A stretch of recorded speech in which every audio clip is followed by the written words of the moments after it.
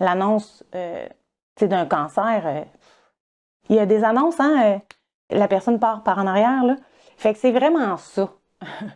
On l'a vécu vraiment dans cet épisode-là de la COVID où on pouvait pas avoir de rapprochement physique, on n'était pas bienvenu à l'hôpital et tout ça. Même au niveau de la chirurgie. En tout cas, ça a été une semaine où lui, il s'est remis de sa chirurgie à l'hôpital, puis là, on pouvait pas aller le visiter. Ça augmente le niveau d'émotion. La première personne qui a pris ce diagnostic-là au second degré, c'est Fred. C'est Frédéric qui a fait comme, ouais, t'as peu, là. Dans toute sa rationalité, je pense que c'est ça qui a vraiment du bien, du bon. C'est que c'est comme 2 pas de recul, t'as peu, là. On va prendre une petite respiration. Moi, j'étais très, très émotive. J'avais le mandat aussi de protéger un peu, j'en parle, là, mais mes filles. Hein? Ça s'annonce pas, ça, à des enfants. Ça s'annonce bien mal à des enfants. Fait que, ben, c'est ça, on l'a annoncé. On l'a fait, on va passer au travers.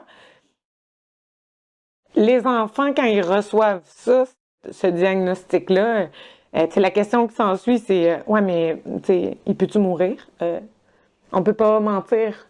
Puis là, je dis des enfants, là, mais c'est des belles adolescentes. Papa, il peut-tu mourir? Ben oui, mais tout le monde va mourir. T'sais, Frédéric, au bout de la table, ben oui, mais tout le monde va mourir. Puis, mais ça sera pas de ça, je vais mourir. Fait que, et c'était déjà rationalisé là, dans sa tête que c'était pas pantoute là qu'on s'en allait. Tout au long de son cheminement, même dernièrement, quand on a eu des nouvelles un peu moins fun, là, il est en introspection, mais jamais négatif. Jamais négatif. Il y a plus moi là, qui est comme je suis plus émotif. Et moi, je vois, là, ça va pas, perte de mémoire, troubles cognitifs. Les dernières semaines qu'il a pris la médication, il se tenait après les murs pour se rendre à la salle de bain. J'ai fait, hey, attends un peu, là. Je vivais avec une personne de 93 ans, là, assise sur notre fauteuil, là, puis inerte, là, puis il parlait plus. C'était très difficile. Puis là, à un moment donné, j'ai dit, OK, là, ça suffit, tu sais.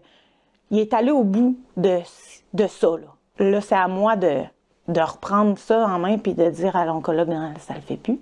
J'ai dit, là, est-ce que c'est normal, ça, et j'ai dressé une liste, puis elle a fait, non. Vous rencontrez l'oncologue, je pense que c'était dans la semaine, même pas, là, dans les jours qui ont suivi, là, on a eu une rencontre avec l'oncologue, puis là, il a réalisé que ça avait pas de sens. Sa résilience et sa tolérance au mal étaient trop grandes.